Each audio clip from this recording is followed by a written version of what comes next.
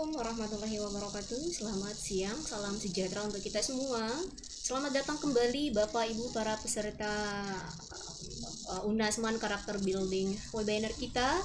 Dan pada hari ini kita sudah berada di seri yang paling terakhir, paling buntut. Dan sesaat lagi kita akan memulai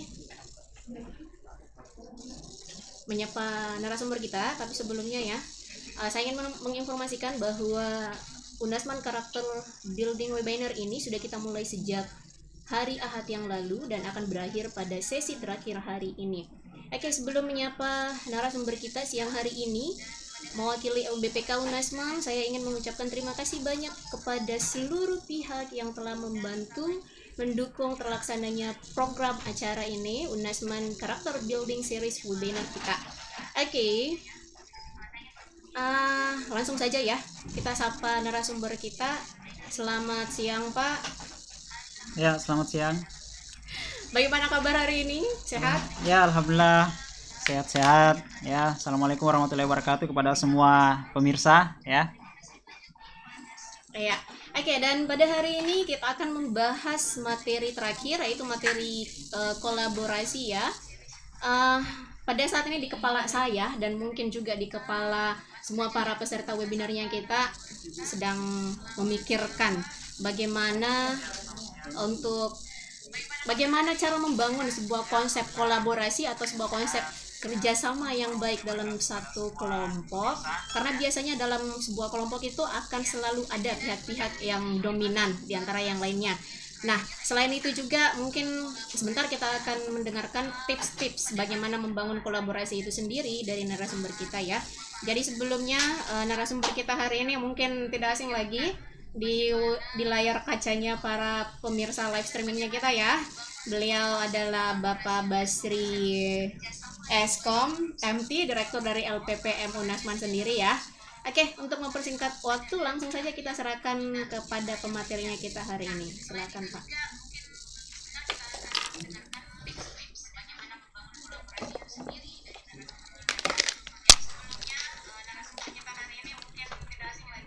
Oke, terima kasih pada Miss Ulfa atas waktu dan kesempatan pada hari ini ya.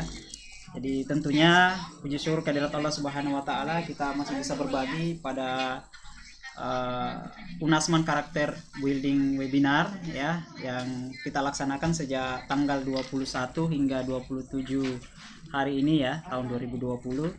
Dan memang agak berbeda ya pelaksanaan karakter building kita tahun ini ya, karena selain kita menggunakan sistem pembelajaran berbasis LMS atau Learning Management System, juga kita melaksanakan dalam bentuk webinar, sehingga materi-materi yang diberikan oleh para mentor ya, selain diberikan kepada seluruh mahasiswa Unasman, juga kita berbagi melalui live channel, sehingga semangat Unasman untuk senantiasa berbagi kepada masyarakat itu terlaksana dengan baik. Tentunya harapan kita melalui acara webinar ini, dan hari ini adalah final session dari seluruh rangkaian acara kita ya, dari 8 topik yang kita bahas, mulai dari komunikasi, kreativitas, kemudian integritas, kepemimpinan, kemudian tentang pentingnya karakter ya oleh Bunda Rektor dan Wakil Rektor 1 Prof. Sukaji, dan ada juga materi tentang bagaimana berpikir tingkat tinggi,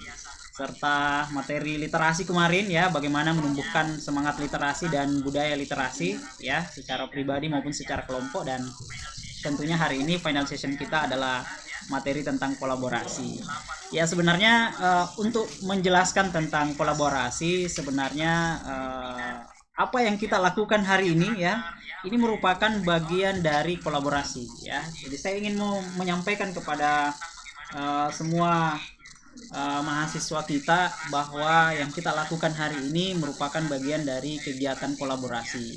Dengan waktu yang sangat mepet, dengan kondisi pandemi sekarang ya, di mana kita susah untuk bertemu di kampus dengan pengaturan jadwal dan protokol kesehatan ya, kemudian jarak ya, dan banyak lagi kendala yang mungkin bisa terjadi, sehingga untuk memaksimalkan program pelaksanaan karakter building atau pengembangan karakter di Unasman ini, tentunya bisa menjadi berpotensi untuk tidak maksimal. Nah, setelah kita berdiskusi, akhirnya dengan konsep LMS dan konsep webinar kita laksanakan, berkolaborasi dengan semua mentor, akhirnya ini bisa dilaksanakan. Jadi inilah buah dari kolaborasi yang baik. Nah, tentunya melalui kesempatan ini saya juga ingin secara teoritis lah ingin menjelaskan, berbagi kepada kita semua.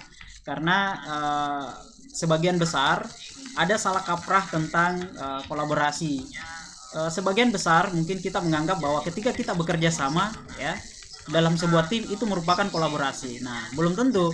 Kolaborasi sudah tentu kerjasama tim, tapi kerjasama tim itu belum tentu kolaborasi. Nah, hari ini kita akan coba membahas itu dan bagaimana membangun tim yang solid ya, hal-hal apa saja yang kita butuhkan ya. Selain itu, hari ini kami juga akan berusaha untuk berbagi kepada kita semua dalam sistem pembelajaran seperti apa kolaborasi itu ya.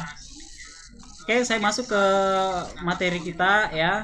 Jadi tentunya sebelumnya saya lupa tadi sampaikan terima kasih banyak kepada Lembaga Bahasa dan Pendidikan Karakter ya yang telah mensupport kegiatan ini ya, termasuk Ibu Direktur ya sudah support, Ketua Yayasan Pak Kiai Sibli yang sudah mendukung acara ini, mendoakan sehingga anak-anak kita semua bisa sukses di masa depan. Tentunya masalahnya adalah ya, saya ingat pesan Pak Kiai itu ya, di beberapa kesempatan beliau selalu mengingatkan kita semua bahwa di zaman dulu itu ya kurang orang pintar ya, tapi orang benarnya banyak. Nah gitu, jadi dulu itu orang pintarnya kurang sedikit tapi orang benarnya banyak. Nah kebalikan di zaman sekarang ya, sekarang justru kebalikannya ya, orang benarnya sedikit ya, tapi kita lihat orang pintarnya banyak. Nah itu jadi kebalikan. Nah sekarang ini menjadi tantangan UNASMAN ya, di era ini, di masa ini, di mana tujuan pendidikan nasional, kemarin Ibu Direktur Prof. Sukaji sudah memberikan pemahaman kepada kita bahwa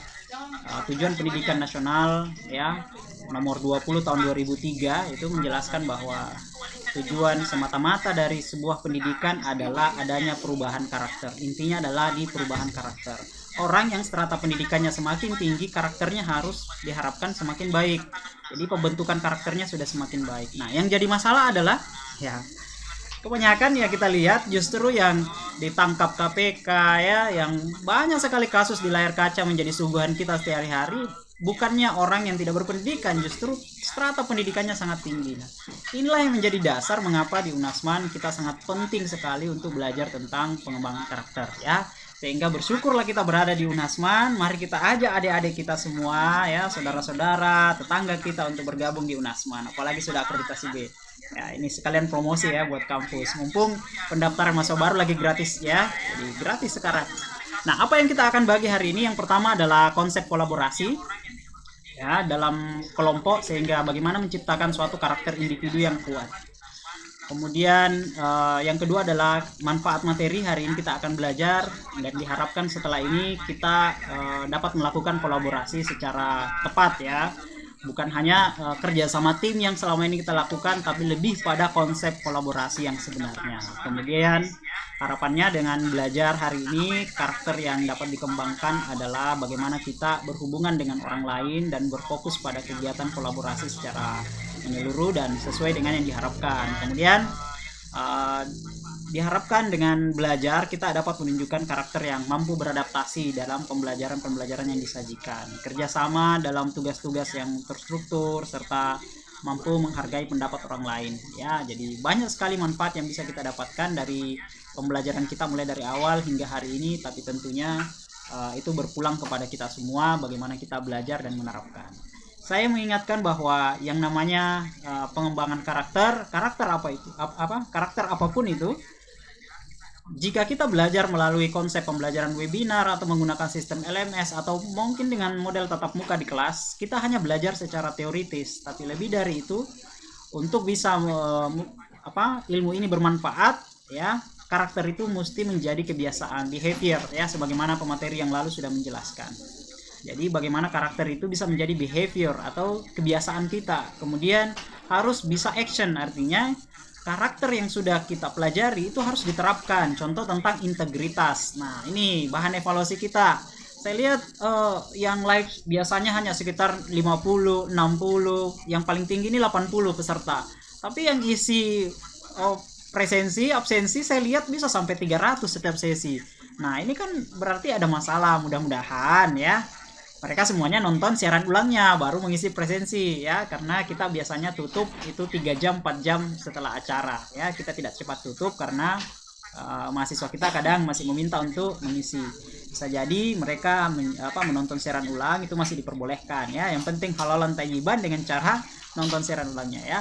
Tapi mudah-mudahan ya dengan belajar mulai dari awal hingga hari ini ya, karakter kita bisa terbentuk dengan baik. Itu harapan kita. Oke, kita kembali ke konsep kolaborasi.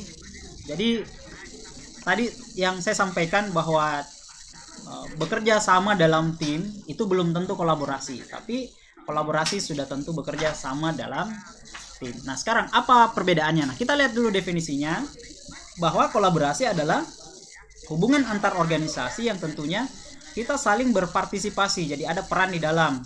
Kemudian saling menyetujui untuk bersama mencapai tujuan. Kita berbagi informasi, berbagi sumber daya, berbagi manfaat, dan bertanggung jawab dalam pengambilan keputusan bersama untuk menyelesaikan berbagai masalah. Nah, apa masalahnya dengan kerjasama tim yang biasa selama ini kita lakukan? Nah, di sini yang jadi masalah karena sebagian besar orang-orang yang terlibat dalam kerjasama biasanya tidak merasa bertanggung jawab terhadap hasil pekerjaan bersama itu ya. Rata-rata mereka hanya target dalam menyelesaikan tugasnya masing-masing, tidak menjadi satu kesatuan yang ranah berpikirnya adalah pekerjaan saya ini akan mempengaruhi tujuan dari kerjasama. Nah, itu masalahnya. Jadi kebanyakan orang-orang yang bekerja sama dalam sebuah tim itu tidak muncul kolaborasi karena mereka hanya mengerjakan dalam rangka menyelesaikan tugas dan tanggung jawab sesuai bagian masing-masing. Sementara yang diharapkan dalam kolaborasi adalah semua mengerjakan tugas masing-masing itu selalu ranah berpikirnya itu pada tujuan yang ingin dicapai secara bersama. Tentunya ciri-ciri dalam kolaborasi adalah ketika misalnya ada satu anggota tim yang mengerjakan suatu pekerjaan dan sudah selesai, kemudian ada anggota tim yang kewalahan, maka orang yang cepat selesai bisa membantu.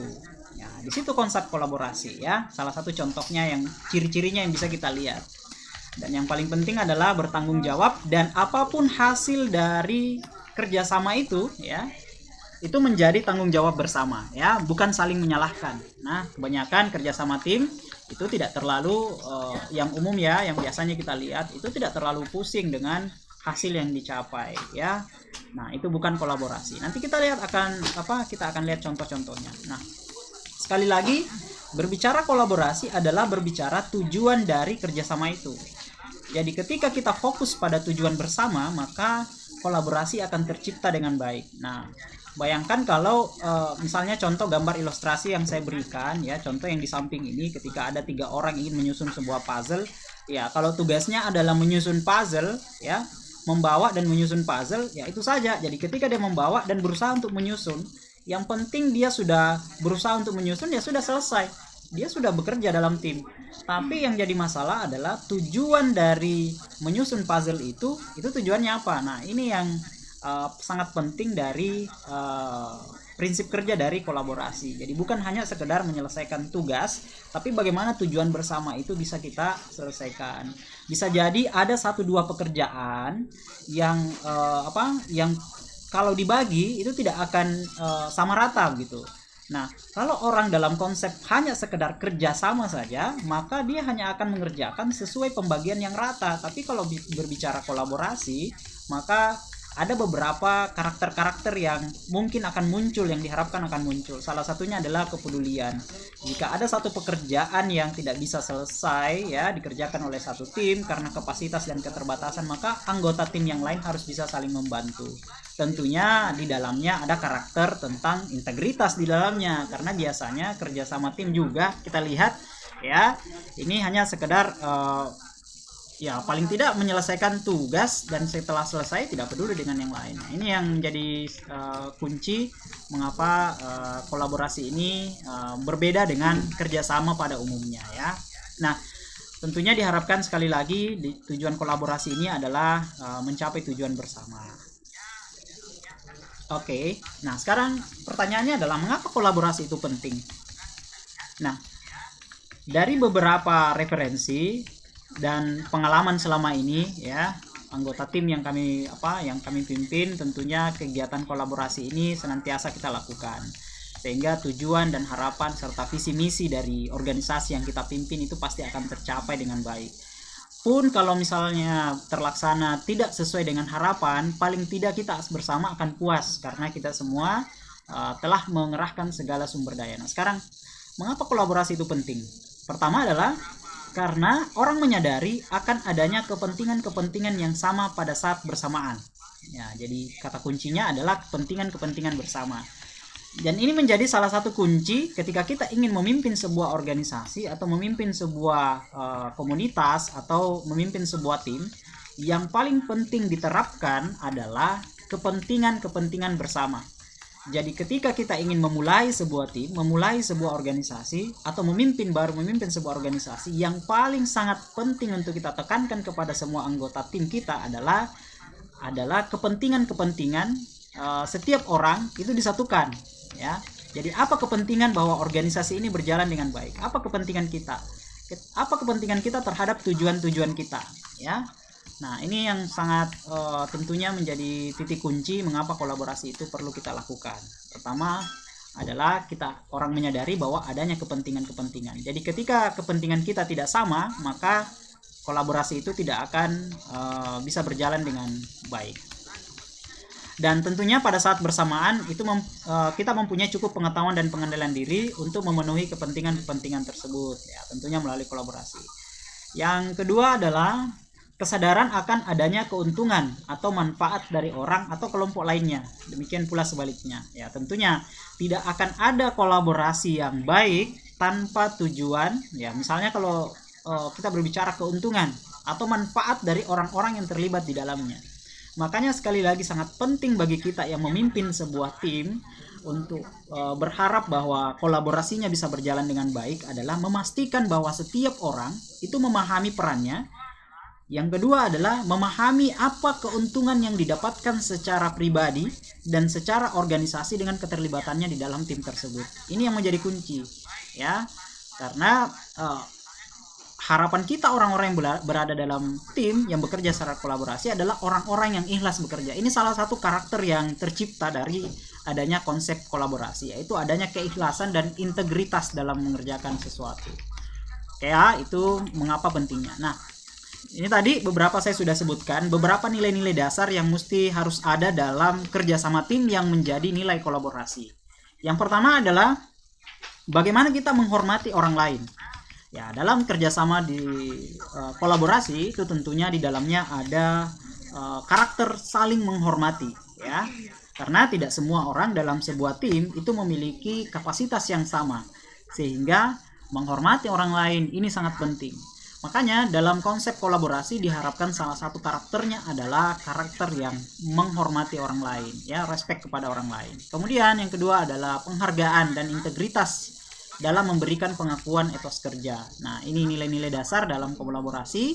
Yang kedua adalah penghargaan dan integritas kita, ya, dalam memberikan pengakuan atas kinerja dari seluruh anggota tim, ya.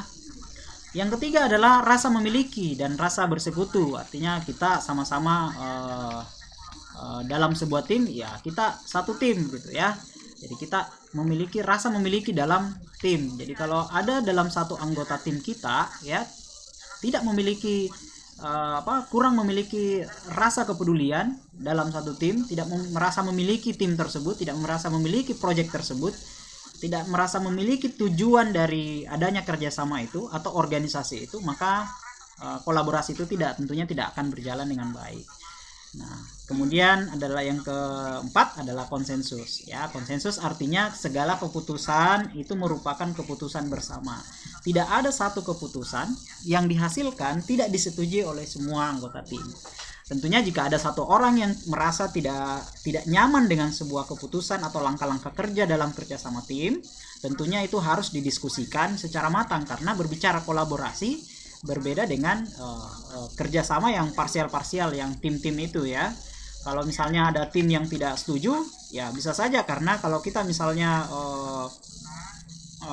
voting gitu, suara terbanyak itulah yang kita akan laksanakan. Tapi kalau berbicara kolaborasi, salah satu nilainya adalah konsensus. Artinya semua orang harus sepakat dengan tujuan tersebut.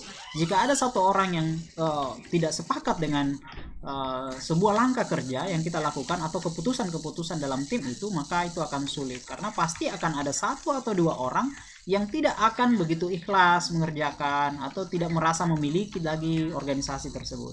Nah, inilah yang perlu menjadi tantangan, perlu menjadi kesadaran kita, menjadi perhatian kita dalam memimpin sebuah tim untuk menerapkan kolaborasi. Maka konsensus ini ya sangat penting. Kemudian nilai dasarnya yang berikutnya adalah penuh rasa tanggung jawab ya, dan tanggung gugat ya, dan tentunya ini sangat penting. Jadi adanya rasa tanggung jawab tadi saya sudah jelaskan ya. Kemudian hubungan saling mempercayai ya, tentunya ini juga penting ya. Kemudian pengakuan dan pertumbuhan, dalam artian maksudnya kita bertumbuh bersama ya. Ini nilai dasar dari kolaborasi.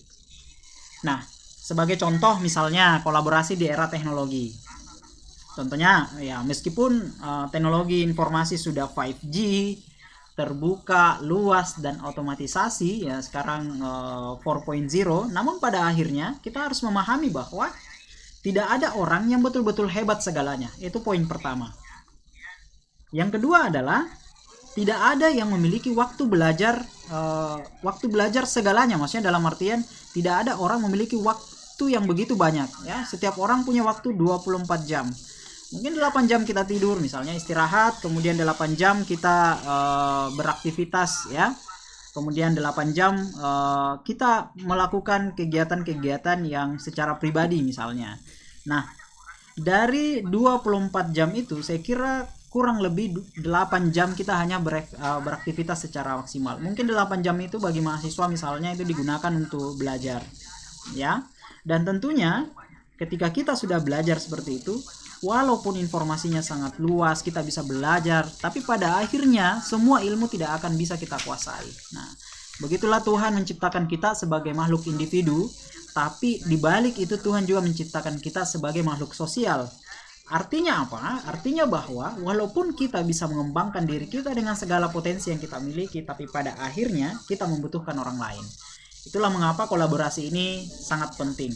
Nah, sebagai contoh misalnya, nah ini Grab ya. Grab walaupun misalnya sekarang sudah besar ya, dengan teknologi yang mereka miliki, dengan programmer yang mereka punya, dengan analisis sistem yang mereka punya, toh pada akhirnya untuk pengaturan keuangan mereka masih tetap menggunakan uang digital yang dikerjasamakan dengan OVO. Contoh ya. Padahal kalau Grab kan sudah punya, misalnya dia punya kalau dia mau bangun uang digital sendiri kan sebenarnya bisa. Tapi tentunya mengapa perlu ada kolaborasi dengan vendor yang lain? Nah, ini tujuannya adalah salah satu tujuannya adalah dengan kolaborasi seperti ini mereka saling mempromosikan. Jadi OVO sudah pasti mempromosikan Grab dan Grab sudah pasti mempromosikan OVO, sehingga pemakai OVO itu akan, misalnya contoh ya, ini hanya contoh, itu akan terpromosi ke Grab, begitu juga sebaliknya, dan banyak lagi kolaborasi yang lain, kolaborasi dengan perbankan dan lain sebagainya. Ini sering terjadi dalam era teknologi ya. Nah, sementara dalam kolaborasi dalam pembelajaran ya, nah contohnya para pelajar dalam ini beberapa langkah-langkah contoh ya.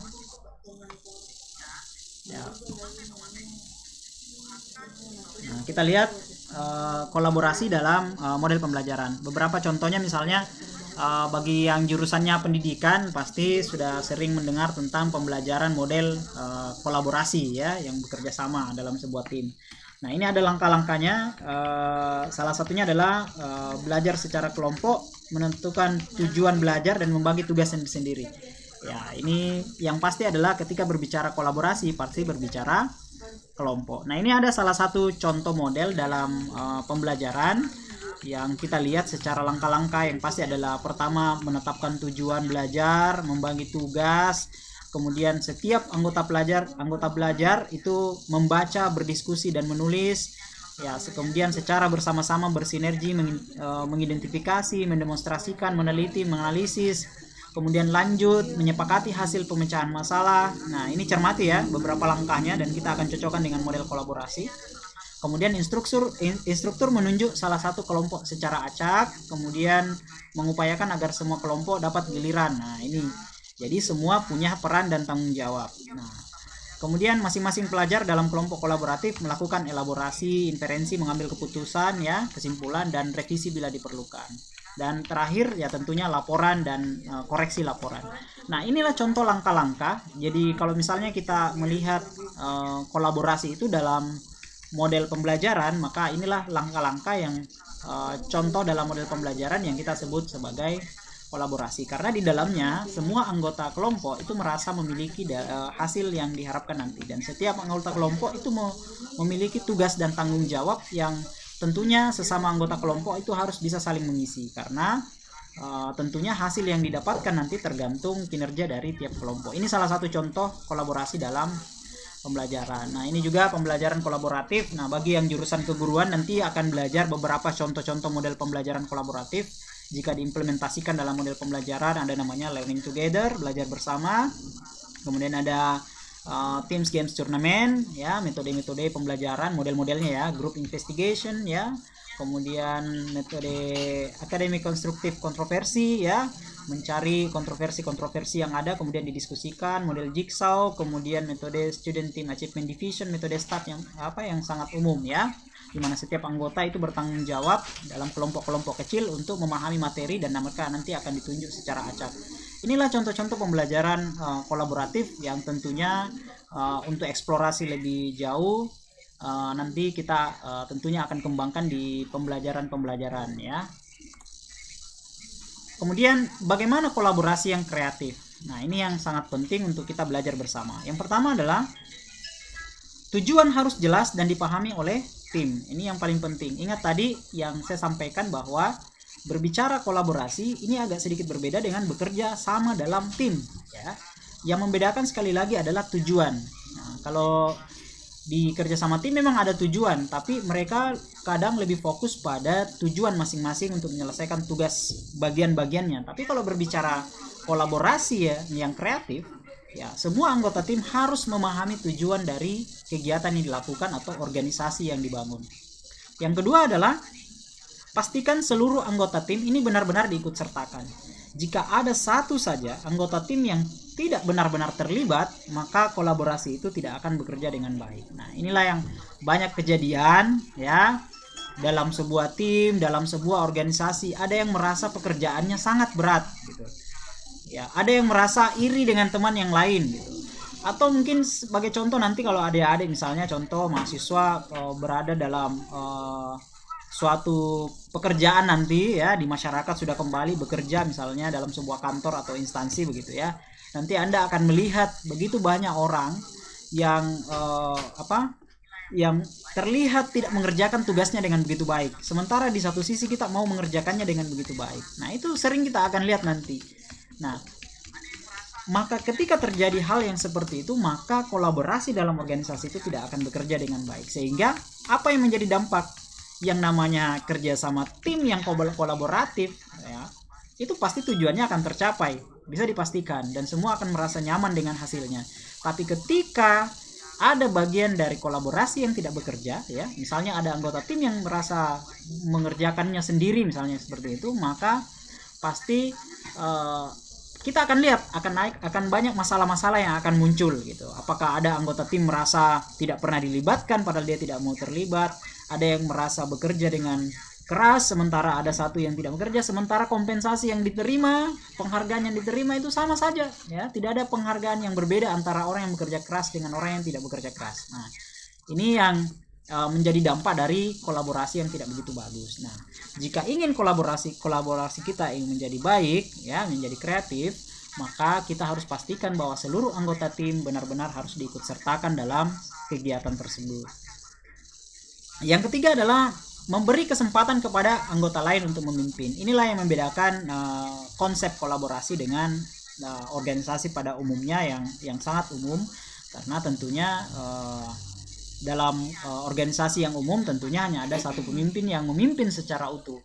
ya bukan berarti bahwa ketika misalnya ada yang memang profesi sebagai ketua begitu ya, sebagai direktur atau sebagai pimpinan, itu tetap, tapi dalam memimpin suatu kegiatan atau organisasi itu bisa dalam memimpin suatu kegiatan contoh itu bisa diganti antara satu orang dengan orang lainnya, sehingga semua orang mendapat kesempatan yang sama untuk belajar menjadi pemimpin dalam organisasi tersebut, walaupun memimpinnya dalam satu kegiatan ya. Tapi kalau dalam organisasi, perusahaan dan sebagainya ya tentunya yang namanya pimpinan itu memang ada ya, tidak mungkin langsung dengan mudah ketika mengerjakan proyek langsung lain lagi diganti, tidak, tapi lebih pada aktivitas-aktivitas pemimpin, misalnya jika hanya sekedar memimpin rapat begitu, atau misalnya menjadi notulensi dan sebagainya, itu bisa diacak gitu ya dalam organisasi, dalam kegiatan. Kemudian yang keempat ya, selanjutnya itu adalah tingkatkan frekuensi dalam berkomunikasi. Ini yang kurang dan ini menjadi kunci dalam organisasi yang sehat. Yang keempat ini adalah berkomunikasi. Ini yang kurang. Tingkatkan frekuensi dalam artian bahwa komunikasi yang kita lakukan harus secara intens dan berkelanjutan serta sering kita lakukan, karena kita tidak mengetahui apa yang terjadi dalam anggota tim kita ketika tidak ada saling komunikasi yang kuat. Nah, inilah yang terjadi ketika misalnya kita lihat dalam sebuah organisasi, biasanya setiap bagian-bagian itu sudah dianggap mengetahui tugasnya gitu. Kemudian sudah pimpinan biasanya sudah menganggap bahwa masing-masing sudah tahu tupoksinya. Tapi karena komunikasi yang kurang, biasanya pimpinan tidak mengetahui apa masalah orang-orang yang bekerja di bawah. Nah, ini makanya berkomunikasi menjadi sangat penting dalam kegiatan kolaborasi. Kemudian selanjutnya adalah tampung dan catat berbagai usulan atau ide-ide yang ada. Nah, ini juga kesalahan-kesalahan yang banyak terjadi adalah karena kita tidak menampung atau mencatat berbagai usulan-usulan ide yang bisa jadi menjadi usulan yang bermanfaat bagi organisasi kita. Kemudian selanjutnya adalah bersikap fleksibel, karena ya masalah itu bisa saja bisa terjadi, banyak yang berdatangan dalam konsep kerjasama ya, tantangan pasti akan banyak, sehingga fleksibel artinya, tapi tetap fleksibel dalam artian tujuan tetap harus kita utamakan, tapi fleksibel dalam mengambil keputusan dan lain sebagainya ya, dalam kerjasama tim itu sangat penting kita terapkan. Kemudian yang berikutnya adalah bersikap rendah hati dalam diskusi dan penyelesaian masalah. Sama sekali dalam konsep kolaborasi tidak dibenarkan ada beberapa orang atau anggota kelompok kita itu tinggi hati ya, sombong atau merasa bahwa pendapatnya yang paling benar ya. Ingat, tidak ada yang paling cerdas dalam anggota tim kolaborasi, tidak ada. Semuanya harus bisa saling mengisi dan memberikan sumbangsi penyelesaian masalah. Harus ada diskusi di dalam. Jika ada organisasi yang di dalamnya berisi orang-orang satu saja yang merasa pintar dari yang lain, maka kolaborasi itu pasti tidak akan berjalan dengan baik. Organisasinya pasti akan tidak begitu baik berjalan. Kemudian yang terakhir adalah, nah ini yang cukup kontroversi menurut saya. Pastikan kita merekrut anggota tim yang berbakat, ya. Tentunya ini muncul pasti pertanyaan loh. Kalau kita diperhadapkan dengan anggota tim yang ya begitulah kapasitasnya begitu ya. Memang ini menjadi tantangan, karena berbicara kolaborasi adalah berbicara tentang anggota tim yang solid, anggota tim yang bisa saling mengisi. Jika kita berisi orang-orang yang tidak berbakat, yang tidak bisa dalam artian tidak mau belajar, walaupun misalnya dia belum mengetahui memahami sesuatu tapi dia ingin belajar dengan baik, tentunya itu adalah anggota tim yang kita anggap bisa berbakat. Jadi bukan berarti bahwa ketika bergabung tidak memiliki bakat dan kemampuan sama sekali, tapi lebih dari itu, konsep yang terakhir ini adalah bagaimana anggota tim itu bisa berkembang, bisa belajar bersama dalam kegiatan organisasi atau dalam kerjasama tim itu. Tapi ketika misalnya kita ingin membentuk sebuah tim yang solid, maka pastikan anggota tim kita adalah anggota tim yang berbakat. Jadi contoh misalnya Grab ingin merekrut dompet digital, misalnya uang digital ya, pasti Grab memantau dulu uang digital mana yang paling stabil dan sebagainya ya, mudah diajak kerjasama, saling menguntungkan dan lain sebagainya. Pasti itu direkrut atau diseleksi sehingga muncullah OVO misalnya. Nah, sama juga dalam kegiatan berorganisasi, kolaborasi ini sangat penting diisi oleh orang-orang yang berbakat. Namun kalau dalam kondisinya pun ada juga orang anggota tim kita yang tidak betul-betul berbakat bisa memberikan sumbangsi, tapi paling tidak punya karakter-karakter yang saya sampaikan tadi di atas. Menghargai orang lain, mau belajar ya. Kemudian tidak memaksakan kehendak dan lain sebagainya. Saya kira itu juga bisa menjadi input yang baik bagi organisasi kita. Ya, tapi sekali lagi saya tekankan, kolaborasi yang baik adalah kolaborasi yang diisi oleh tim kerja yang berbakat. Sudah sangat dipastikan itu. Nah, yang terakhir adalah karakter yang diharapkan dari adanya kolaborasi kita ini ya. Jadi begitu kita mampu berkolaborasi, harapannya adalah satu, menjadikan setiap individu akan terlibat aktif. Kemudian yang kedua, menjadikan individu tersebut tentunya semakin kreatif. Yang ketiga, menjadikan setiap individu akan terbiasa untuk saling menghargai, bekerja sama, bertanggung jawab, disiplin, adaptif ya, mudah beradaptasi begitu ya, serta terbiasa berpikir dalam ranah analisis yang tinggi. Ya, ini berpikir dalam ranah analisis yang tinggi ada hubungannya dengan materi yang sebelumnya ya. Yang hari Kamis kalau tidak salah berpikir tingkat tinggi. Jadi kalau orang-orang yang berada dalam kelompok atau organisasi yang berkolaborasi, tentunya mereka akan terbiasa untuk berpikir tingkat tinggi atau dalam ranah analisis tingkat tinggi. Mengapa? Karena semua akan terpancing untuk memberikan sumbangsi yang luar biasa bagi anggota tim atau bagi organisasi yang dipimpin atau organisasi yang yang terbentuk gitu ya, di mana mereka ada di dalamnya. Nah, itu kelebihan dari kolaborasi. Kemudian secara sosial akan melahirkan kepekaan yang kuat antar individu. Kemudian yang terakhir adalah menjadikan suatu pekerjaan menjadi lebih baik sehingga dapat lebih bermanfaat bagi orang lain jika tujuannya untuk kepentingan sosial ya. Saya kira dua poin terakhir ini hubungannya dengan kita sebagai makhluk sosial. Pahami bahwa mengapa kerjasama itu tercipta, itu karena sekali lagi kita walaupun makhluk individu yang diciptakan Tuhan dengan segala kapasitas yang kita miliki, tapi sekali lagi di balik makhluk individu itu Tuhan juga menciptakan kita sebagai makhluk sosial. Artinya tidak akan ada orang yang bisa hidup sendiri, bekerja sendiri dan menghidupi dirinya sendiri. Tentunya dalam kehidupannya pasti membutuhkan orang lain ya. Oke, saya kira ini sebagai pengantar dulu ya. Sekiranya ada hal-hal yang ingin ditanyakan ya atau ingin didiskusikan lewat media ini, saya kira melalui kesempatan ini sangat baik ya kita diskusi bersama adik-adik atau pemirsa sekalian ya, sahabat-sahabat sekalian di live channel di live chat ya, di live channel kita di live chat. Silakan diposting saja pertanyaan. Silakan nanti Miss Ulfa yang akan mencatat dan kita diskusikan bersama melalui kesempatan ini. Oke, saya kira untuk pemaparan cukup sekian dulu ya. Saya kembalikan ke Miss Ulfa. Dengan ini saya persilakan. Ya, menarik sekali ya bahasan kita di hari ini, siang hari ini. Sebelum lanjut ke sesi pertanyaan, sekedar mengingatkan buat para peserta live streamingnya kita, tautan untuk presensi akan dibagikan di akhir acara.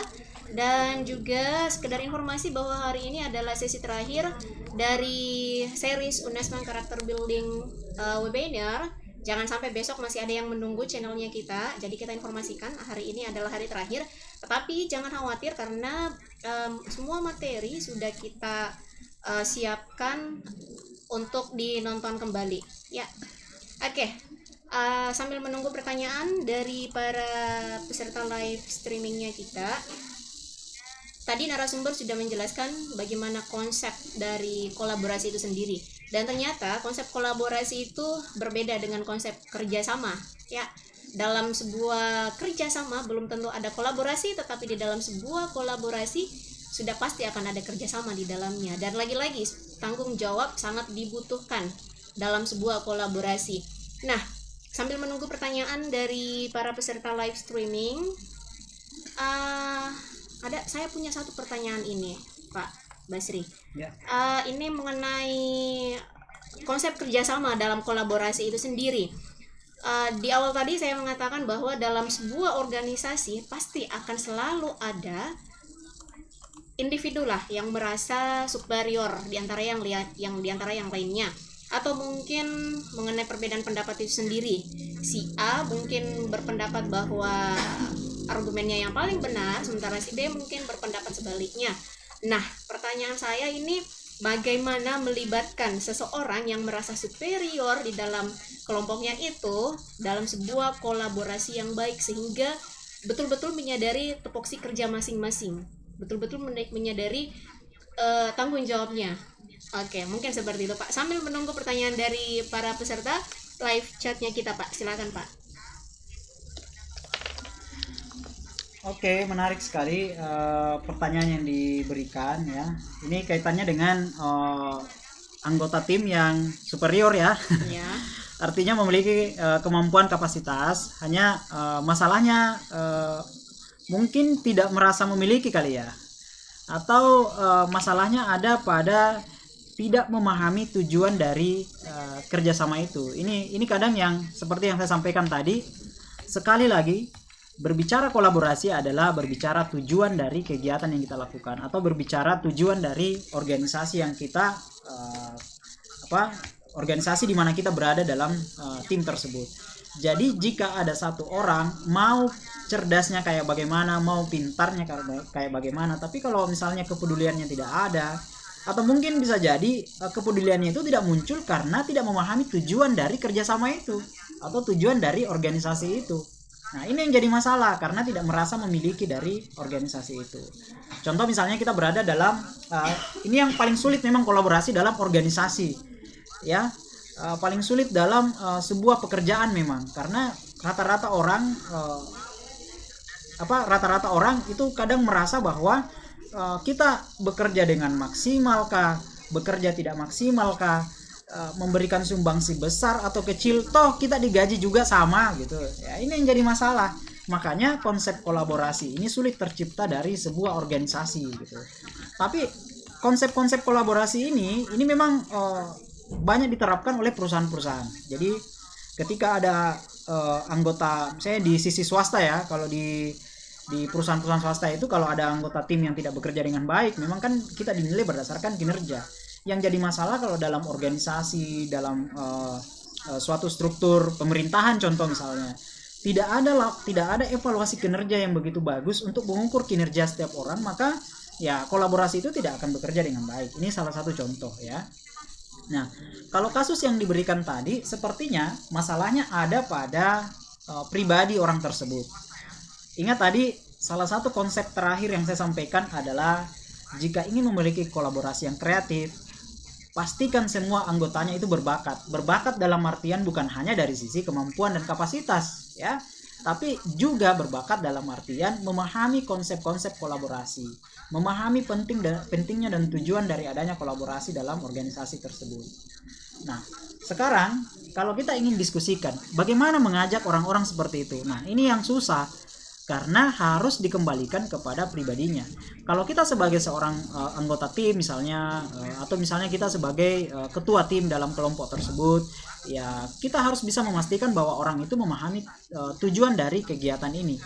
Kalau orang itu tidak memahami tujuan dari kegiatan yang dilakukan atau kerjasama atau misalnya tujuan dari organisasi itu, maka ya pasti orang itu tidak akan bekerja maksimal.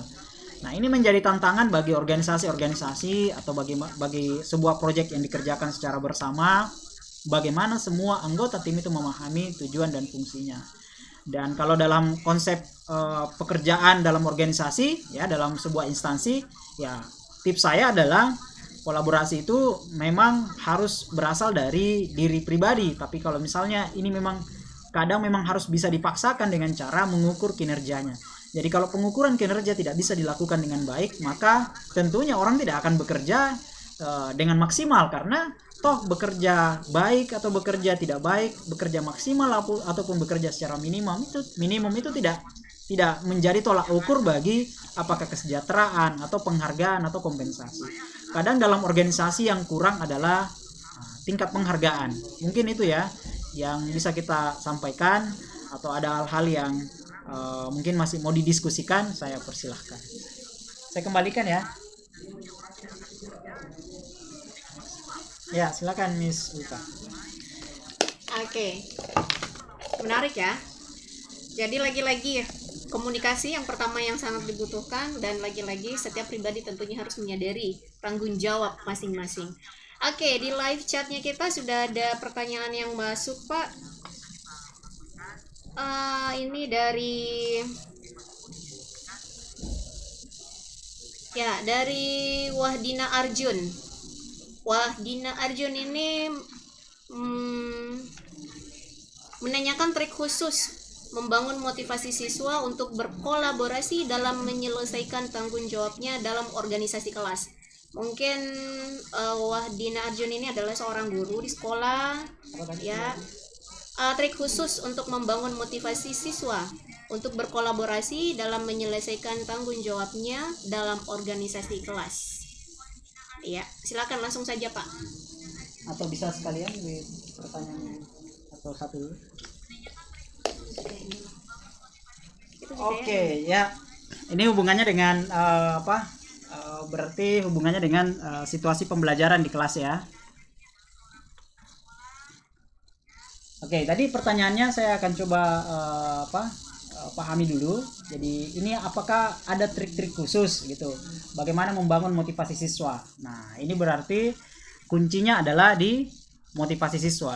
Kembali lagi, ketika kita berbicara kolaborasi dalam tim, misalnya siswa dikumpulkan dalam sebuah anggota kelompok misalnya begitu, dalam mengerjakan sebuah proyek.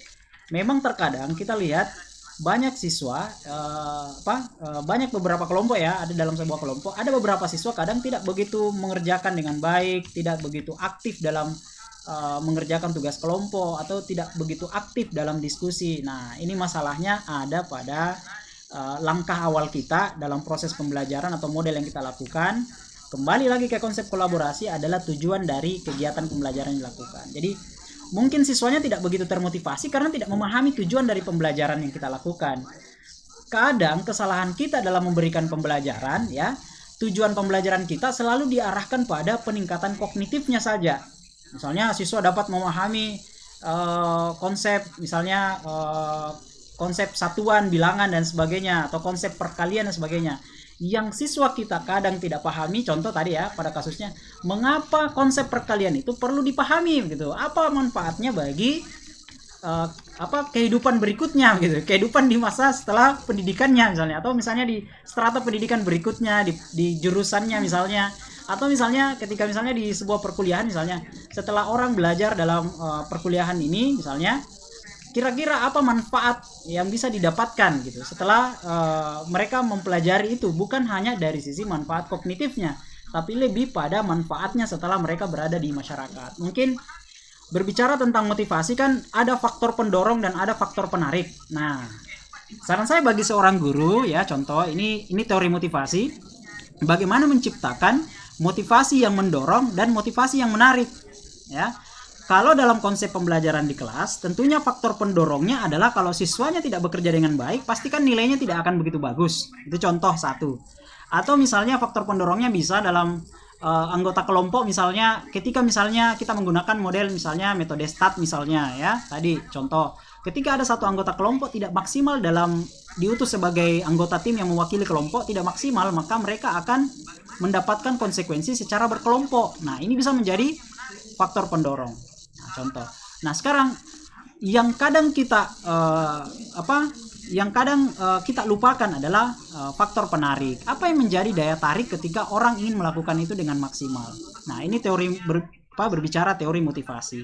Nah, harapan kita bagi para pendidik adalah tidak hanya berfokus pada penyampaian tujuan pembelajaran, ya, itu berfokus pada konsep ranah kognitifnya saja, pemahaman materi, teori dan sebagainya, tapi harapan kita agar motivasi siswa itu atau motivasi mahasiswa misalnya atau motivasi pelajar itu kuat, maka tentunya harus diarahkan pada tujuan yang lebih besar ya, untuk bagaimana mereka di masyarakat nanti, atau bagaimana mereka misalnya ketika misalnya bekerja dan sebagainya, atau misalnya mereka ingin melanjutkan studi di tingkat yang lebih tinggi di program studi yang diinginkan. Apa pentingnya pelajaran ini, apa pentingnya diskusi ini bagi mereka. Begitu orang merasa ada keterkaitan ya, ada keterkaitan kepentingan dari kegiatan yang dilakukan, ya. Ingat tadi salah satu konsep kolaborasi adalah mengapa terjadi karena ada rasa kepentingan bersama. Nah, jadi kalau merasa ada kepentingan dalam kegiatan itu, maka tentunya itu akan motivasinya pasti akan tercipta. Nah, sekali lagi dalam konsep teori motivasi ada faktor pendorong dan ada faktor penarik. Bagaimana menciptakan itu? Tentunya ini butuh trik-trik khusus bagi seorang guru. Tentunya ya pendidik lah yang paling tahu hal-hal yang bisa dilakukan. Tapi bagi saya tadi pastikan ada faktor pendorong dan ada faktor penarik dalam konsep pembelajaran yang kita lakukan, dan sekali lagi pastikan siswa memahami tujuan pembelajaran.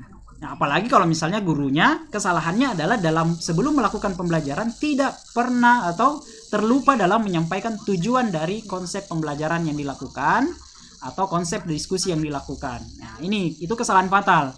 Pun kalau kita sudah menyampaikan tujuan pembelajaran, kadang bagi seorang guru hanya berfokus kepada tujuan kognitifnya saja, tidak pada tujuan akhir dari pembelajaran itu, manfaat bagi kehidupannya. Saya kira seperti itu sebagai tips saja bagaimana kita memancing. Tentunya secara konsep contoh begitu kasus mungkin saya tidak bisa sebutkan di sini ya karena waktu, dan tentunya ya berbeda kasus ya berbeda tindakan yang bisa kita lakukan. Oke. Tapi kalau misalnya mau mengambil contoh ya kalau masih cukup waktu ya, saya misalnya di pembelajaran yang saya lakukan, karena pembelajaran saya kan di teori kecerdasan buatan gitu. Bagaimana misalnya dengan memahami konsep kecerdasan buatan, misalnya untuk memprediksi curah hujan, contoh misalnya. Bagaimana mahasiswa setelah mempelajari itu bisa memberikan sumbangsi dalam rangka misalnya mampu membuat konsep model misalnya atau menerapkan konsep model untuk menentukan curah hujan gitu. Nah, sekarang kalau hanya sekedar memahami konsep algoritma misalnya, konsep metode dan sebagainya, itu kan selesai sampai di situ. Mahasiswa belum tentu mau menerapkan. Tapi kalau kita memancing dari awal bahwa mengapa ini penting bagi dia, misalnya dikaitkan dengan peran kita sebagai istilahnya sebagai akademisi, misalnya menciptakan model-model, membuat aplikasi-aplikasi untuk bermanfaat bagi masyarakat, ya.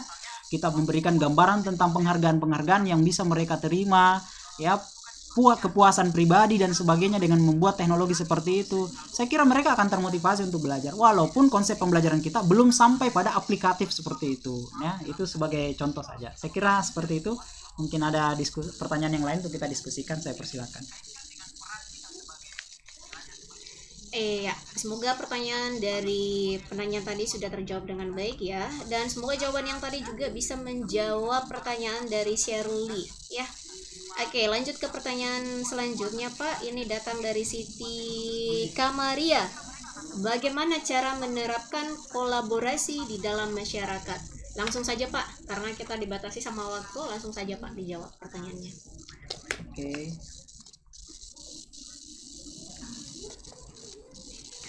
Ya, ini dari siapa tadi? Shirley ya? Ini. Yang terakhir. Komaria ya. Ini dari Komaria ya. Ini bertanya tentang bagaimana cara menerapkan kolaborasi dalam masyarakat. Nah, ini berarti situasinya berada di masyarakat. Pahami tadi konsep-konsep kolaborasi adalah kita tentunya bekerja sama tim. Nah, kalau kembali ke masyarakat ya tergantung kasusnya ya.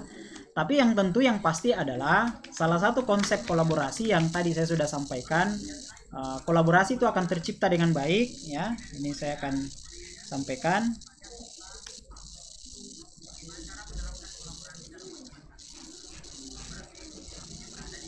Ya, ini mengapa kolaborasi itu penting atau mengapa kolaborasi itu bisa tercipta? Sekali lagi misalnya, ketika misalnya kita bawa ke ranah masyarakat misalnya, ya tergantung kegiatan apa yang kita lakukan di masyarakat. Kalau misalnya contoh misalnya kerja bakti dan sebagainya, misalnya contoh ya, saya hanya mengambil contoh, mudah-mudahan saya tidak keliru dalam memberikan contoh ya. Jadi kalau misalnya di masyarakat misalnya kita ingin kerja bakti membersihkan lingkungan misalnya, kita saling berkolaborasi di lingkungan kita masing-masing misalnya. Kalau misalnya ada satu lingkungan yang tidak begitu bersih mengerjakan ya, membersihkan misalnya selokan dan sebagainya, maka tentunya akan berpengaruh di lingkungan yang lain karena salurannya misalnya sama gitu.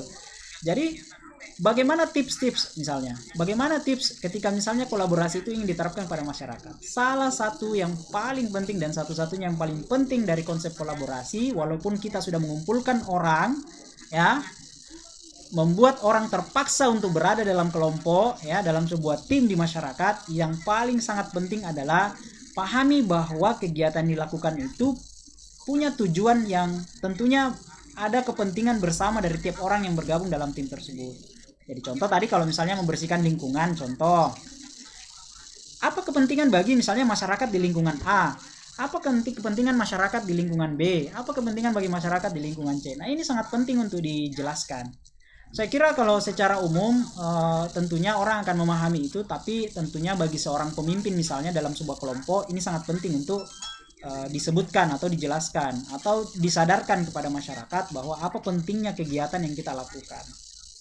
Sekali lagi yang menjadi kunci, ya, dari awal hingga diskusi kita hari ini, ya, penjelasan materi pertanyaan saya hari ini, selalu saya ingin menyebutkan bahwa salah satu kunci yang kadang hilang dari kerjasama tim yang mengapa kolaborasi itu menjadi tidak ada itu karena setiap orang atau salah satu orang atau beberapa orang tidak menyadari perannya masing-masing, tidak menyadari betapa pentingnya yang ingin kita lakukan dan betapa pentingnya mereka berada dalam tim tersebut. Nah, ini yang kadang tidak terjadi. Nah, kalau hanya sekedar bertanya bagaimana menerapkan, ya tentunya salah satu syaratnya dalam kolaborasi adalah kita harus membentuk tim dan pastikan anggota tim kita itu adalah anggota tim yang memahami peran masing-masing.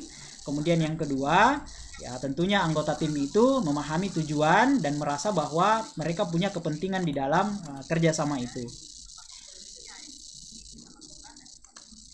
Nah, ini tadi kolaborasi yang kreatif saya juga sudah berikan contoh, misalnya kalau misalnya kita ingin membentuk tim dalam masyarakat, misalnya di kegiatan apapun gitu ya, pastikan tips-tips ini berjalan dengan baik. Tadi saya sudah jelaskan, tujuan harus jelas dipahami oleh tim.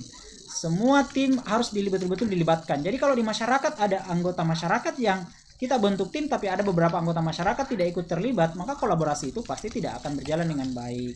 Kemudian ada kesempatan kepada anggota lain untuk memimpin, dalam artian ketika melakukan beberapa kali kegiatan, ya diacak begitu ya, siapa yang memimpin, siapa yang menyiapkan dan sebagainya. Kemudian komunikasi sangat penting dalam kolaborasi di masyarakat, ya, karena ingat, ya dalam sebuah tim yang pastinya terdiri atas beberapa orang, tidak semua orang karakternya sama, ya pasti kita akan menemui berbagai macam karakter. Nah, disinilah peran seorang pemimpin dalam sebuah tim itu, bagaimana bisa merekrut, menyatukan pendapat, menyatukan persepsi, menjelaskan tujuan bersama mengapa tim itu dibentuk atau mengapa pekerjaan ini dilakukan. Nah, ini di materi yang lalu kita sudah berdiskusi tentang kepemimpinan. Nah, tentunya saya tidak akan membahas di forum ini, tapi yang pasti adalah berbicara kolaborasi, di dalamnya pasti ada figur-figur pemimpin yang baik. Ya, walaupun misalnya di poin terakhir tadi saya menyebutkan pastikan kita merekrut anggota tim yang berbakat. Ya, ini pasti kalau ingin langsung kolaborasinya bekerja dengan baik, tentunya orang-orang yang terlibat orang yang memahami tujuan, punya bakat, punya kapasitas, apalagi memahami kepentingan bersama, pastilah itu akan berjalan dengan baik. Tapi kalau misalnya pun kita berada dalam tim di mana ada beberapa orang yang tidak merasa memiliki atau tidak merasa penting untuk melakukan kerjasama ini, maka tentunya di sini dibutuhkan kepemimpinan seseorang di mana bisa memberikan arahan dan sebagainya bagi anggota tim. Tapi yang pasti bagi saya, ya, secara pribadi, ini tips pribadi, ketika kita ingin mengerjakan sesuatu dan terdiri atas beberapa orang dan ada 1-2 orang tidak bisa bekerja dengan baik, sebaiknya diganti saja daripada merusak tujuan dari organisasi kita. Sebaiknya kita mencari anggota tim yang solid, yang betul-betul sepaham dan seide dengan kita. Begitu kita berada dalam tim yang solid, seide dengan kita, sepaham dengan kita, memahami pentingnya ini bagi organisasi dan tujuannya, maka pasti kolaborasi itu akan bekerja dengan baik. Tapi sekali lagi, jika satu saja orang yang merusak organisasi ini tidak betul-betul memahami, apalagi ogah-ogah begitu ya, maka pasti organisasinya tidak bekerja dengan baik. Saya kira itu sebagai jawaban dari pertanyaan yang terakhir mungkin ya, karena waktu ini sudah 1 jam kita live ya. Mudah-mudahan apa yang saya sampaikan mungkin sekaligus penutup ya, atau ada yang ingin ditanyakan lagi atau didiskusikan lagi? Ada satu pertanyaan terakhir, oh, iya, Pak. Oke, sebelum menutup ada satu pertanyaan terakhir, Pak. Ini datang dari Musdalifa. Bagaimana konsep kolaborasi yang efektif dilakukan secara online agar tujuan dapat tercapai? Sekaligus dengan final statementnya, Pak. Silakan. Oke, ini pertanyaannya menarik. Berarti terkait dengan situasi kita saat ini ya. Ya, ini situasi kita saat ini kan kita dituntut work from home, test from home, ya semuanya serba di home gitu ya. Di rumah, mesti di rumah. Ya, pertanyaannya menarik. Bagaimana konsep kolaborasi yang efektif dilakukan secara online agar tujuan dapat tercapai? Ya, memang dalam beberapa pekerjaan ya, dalam beberapa pekerjaan kita memang dituntut kita dikerjakan secara berkelompok atau secara tim, tapi menggunakan perangkat teknologi. Ya, kembali ke konsep kolaborasi, maka pastikan orang-orang itu memiliki bakat satu. Jadi jika misalnya kita berbicara teknologi sebagai tools, maka semua anggota tim harus memahami konsep menggunakan tools tersebut. Nah, contoh misalnya, ketika misalnya saya ingin rapat membahas suatu kasus misalnya yang ingin kita diskusikan bersama dalam rangka mengambil keputusan. Dan setiap orang misalnya diharapkan bisa berada dalam diskusi tersebut. Ternyata ada satu anggota kelompok kita yang ternyata sangat gaptek atau sangat tidak bisa menggunakan teknologi atau tidak memiliki teknologi untuk berdiskusi dalam forum tersebut. Maka tentunya pendapat dia atau wawasan dia yang dibutuhkan dalam tim ini, kaitannya dengan kolaborasi ya, pasti tidak akan bisa tercapai. Maka satu-satunya kunci dalam konsep kolaborasi yang kita terapkan dalam berbicara online gitu ya, pastikan bahwa semua anggota tim kita bisa menggunakan tools atau bisa menggunakan teknologi tersebut. Karena kalau dari sisi teknologinya saja belum bisa digunakan, maka gimana caranya bisa berkolaborasi bersama? Itu satu. Karena kadang kita dapati misalnya dalam suatu diskusi ya, dalam suatu pekerjaan, kadang kendalanya ada di teknologi gitu. Karena banyak juga saya temukan ya, kadang masalahnya bukan di teknologi ya, laptopnya sudah bagus, handphonenya sudah bagus, hanya masalahnya ada di orangnya ya. Yang kadang biasa saya bercanda dengan mahasiswa, biasanya masalah-masalah dalam penggunaan teknologi informasi itu kan kadang kalau bukan perangkat keras ya perangkat lunak. Nah, tapi kadang perangkat kerasnya bagus, perangkat lunaknya bagus, yang jadi masalah adalah orang yang menggunakan. Jadi ini juga kadang jadi masalah. Jadi kolaborasi yang baik adalah kolaborasi di mana orang secara online ya, di mana orang bisa memanfaatkan dulu toolsnya, dan yang paling pasti tadi di konsep kolaborasi semua orang memahami tugas dan perannya. Ya, jangan sampai kita sudah berbicara bekerja sama secara tim secara jarak jauh begini tapi semua tidak memahami perannya, akhirnya kita bingung sendiri karena sudah tidak bisa bertemu langsung, mau berkomunikasi susah ya, apalagi mau memanfaatkan potensi yang dimiliki oleh anggota tim. Ingat tadi salah satu kunci kolaborasi yang baik adalah komunikasi. Jika berbicara tentang online itu berbicara tentang perangkat komunikasi. Jadi pastikan alat komunikasi bagus dan semua bisa menggunakan teknologi tersebut, dan yang pasti memahami tujuan dari kegiatan yang dilakukan. Ya, tips juga jika berbicara tentang online, karena kita berbicara dalam jarak kita tidak berdekatan gitu, dengan mudahnya kita ingin memberitahu kalau ada yang tidak bisa mengerjakan atau tidak bisa memberikan sumbangsi dan sebagainya, mudah kita tegur. Tapi kalau jarak jauh secara online, tentunya yang paling penting tipsnya adalah tentukan schedule, jadwal. Jadi ada weekly, misalnya weekly progress ya, seperti selama ini kami lakukan. Ada weekly progress misalnya ya, ada laporan tiap minggu kah, atau misalnya kita diskusi tiap hari, kita tentukan waktu. Jadi ketika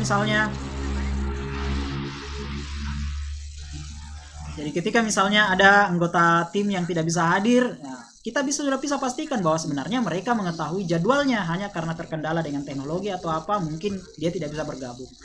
Jadi sekali lagi dalam konsep kerjasama tim menggunakan tools media, pastikan medianya bisa digunakan ya, mudah digunakan oleh semua anggota tim, dan yang paling penting adalah semua memahami tujuan kegiatan itu, dan tentukan jadwal, tentukan goals, apa yang ingin dicapai dalam kerjasama yang dilakukan secara online itu, sehingga semua bisa memahami perannya masing-masing. Dan yang kedua, mengetahui kapan harus berdiskusi, kapan harus bertemu secara online tersebut.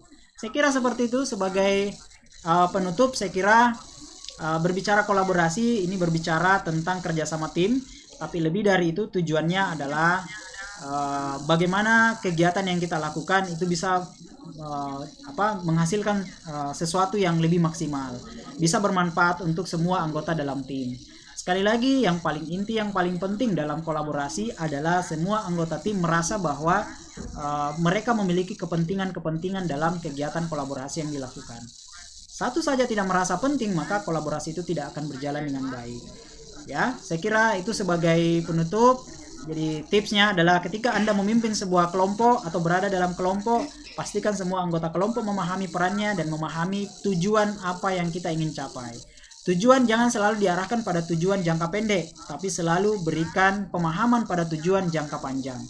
Ya, makanya biasa juga saya ingin menyampaikan ya. Contoh misalnya, sekaligus saya menutup acara ini ya, menutup materi saya. Mudah-mudahan apa yang kita sampaikan bukan hanya menjadi ilmu pengetahuan bagi kita, tapi lebih dari itu ini menjadi amal ibadah kita. Nah, amal ibadah adalah kata kunci di mana ini menjadi ada tujuan yang lebih mulia daripada tujuan yang kita ingin capai saat ini. Ya, itu juga bisa menjadi tips bagi kita, misalnya ingin membangun kepercayaan diri bagi kita di anggota tim, membangun motivasi di anggota tim kita bahwa tujuan yang kita lakukan dalam berorganisasi itu adalah tujuan yang mulia. Bukan tujuan yang semata-mata hanya hasil output, tapi lebih dari itu adalah outcome dari kerjasama itu. Ini mungkin yang kurang dalam organisasi kita, sehingga pastikan semua orang memahami ini. Saya kira seperti itu. Terima kasih atas waktu yang diberikan. Mudah-mudahan lewat Unasman Karakter Building Webinar ini semuanya bisa mendapat manfaat. Sekali lagi bukan dari sisi ilmunya saja, tapi lebih dari itu ini menjadi amal ibadah bagi kita semua. Amin ya rabbal alamin ya. Tentunya sekali lagi atas nama pribadi dan institusi ya, saya mengucapkan terima kasih banyak ya, karena kita masih menggunakan live streaming. Di live streaming saya secara pribadi, tentunya ini nanti kita akan tetap rekaman-rekaman yang ada bisa kita serahkan ke LBPK untuk bisa dikelola dan bisa dimanfaatkan secara digital. Ini juga bagian dari kolaborasi ya. Karena kalau misalnya LBPK semua yang memikirkan konsep seperti ini, ya mungkin mereka kekurangan tim. Tapi dengan berkolaborasi dengan kami, tentunya ini bisa dikerjakan dengan baik. Saya kira tidak ada yang tidak mungkin selama kita berkolaborasi bersama, saling memaksimalkan potensi yang kita miliki. Ya, sekali lagi adik-adik mahasiswa tetap semangat ya, belajar kita hingga akhir hayat tentunya. Dan sekali lagi yang berbicara tentang karakter bukan berbicara tentang pemahaman secara kognitif, secara pengetahuan saja, hanya know saja, tapi lebih dari itu bagaimana yang menjadi behavior, kebiasaan, dan yang terakhir adalah bagaimana ini karakter ini kita action, kita lakukan ya, kita terapkan di masyarakat atau di kehidupan kita sebagai mahasiswa atau sebagai masyarakat. Sekali lagi sekian, terima kasih atas waktunya ya. Assalamualaikum warahmatullahi wabarakatuh.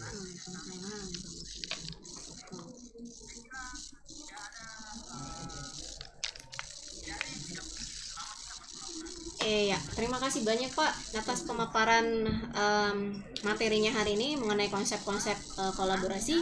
Terima kasih kepada para penanya. Tersisa beberapa pertanyaan tetapi tidak bisa kita bacakan lagi karena kita dibatasi oleh waktu. Terima kasih kepada Ibu Wahdania Arjun dari SMA 1 Polewali. Terima kasih atas pertanyaannya tadi Bu. Kemudian dari Shirley dan beberapa mahasiswa dari Unasman lainnya, terima kasih atas atensinya. Oke, sebelum saya menutup sesi hari ini, lagi-lagi ucapan terima kasih saya mewakili LBPK ya kepada seluruh pihak yang telah mendukung terselenggaranya Unasman Karakter Building Webinar Series ini. Kepada Bapak Ketua Yayasan, terima kasih banyak. Kepada Ibu Rektor, terima kasih banyak. Kepada Bapak Direktur LPPM juga, terima kasih banyak atas waktu dan kolaborasinya bersama kami di LBPK Unasman. Para dosen, para narasumber yang telah meluangkan waktu, bukan hanya waktu sebenarnya, tetapi juga ilmu, materi, dan semuanya kepada para peserta webinarnya kita juga, teruntuk semua pihak yang telah mendukung terselenggaranya acara ini. Oke, seperti yang tadi dikatakan oleh narasumber terakhir kita hari ini, semoga apa yang telah kita bagikan melalui live streaming ini bisa menjadi ibadah, dan semoga saja kita semua tidak kekenyangan oleh materi saja, tetapi semua bisa dimanfaatkan sebagai bekal dalam kehidupannya kita. Oke, alone we can be solidal, together we can do so much. Selamat siang, assalamualaikum warahmatullahi wabarakatuh.